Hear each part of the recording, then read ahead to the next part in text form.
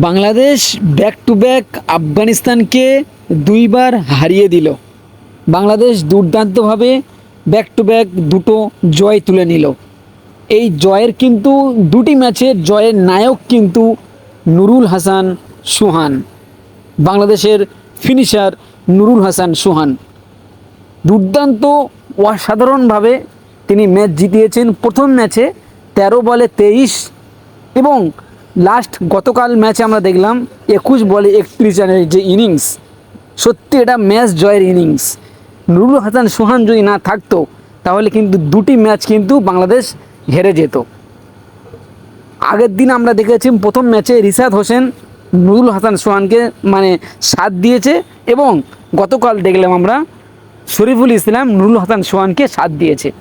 দুর্দান্ত অসাধারণভাবে নুরুল হাসান সোহান কিন্তু ম্যাচটি জিতিয়ে ফিরেছেন।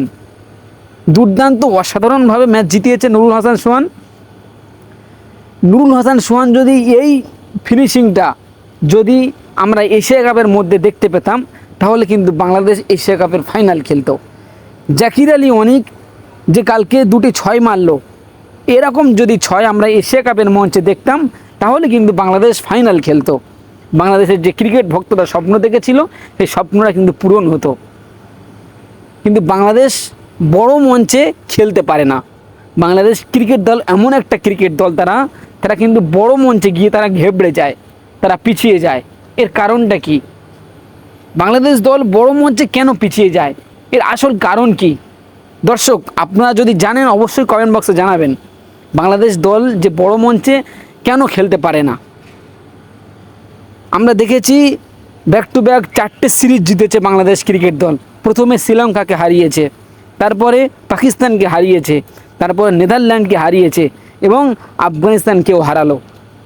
ব্যাক টু ব্যাক 4টে টি-20 সিরিজ বাংলাদেশ জিতলো। কিন্তু এশিয়া কাপের মঞ্চে বাংলাদেশ কি করলো?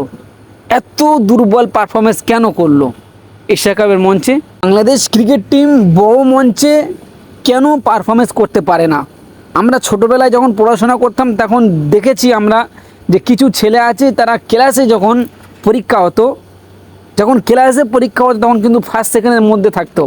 আর যখন বোর্ডের পরীক্ষা বড় পরীক্ষা যখন হতো, বোর্ডের পরীক্ষা, সেই সময় কিন্তু ডাল মেরে যেত, মোটেই পারতো না। সেরকম আজকে আমরা হাল দেখছি বাংলাদেশ ক্রিকেট দলের।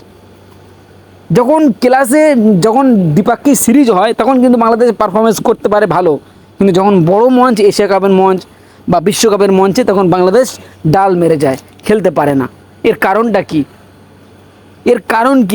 কোথায় বাংলাদেশ পিছিয়ে? এর কারণটা তো বাংলাদেশ ক্রিকেট বোর্ডে দেখতে হবে। বারবার বাংলাদেশ এই ভুলটা করছে যে বড় মঞ্চে খেলতে পারছে না। এই ভুলটা বাংলাদেশ ক্রিকেট বোর্ডের সংশোধন করা দরকার, এটা আমি বলে মনে করি। আপনারা কি মনে করেন অবশ্যই কমেন্ট বক্সে জানিয়ে যাবেন।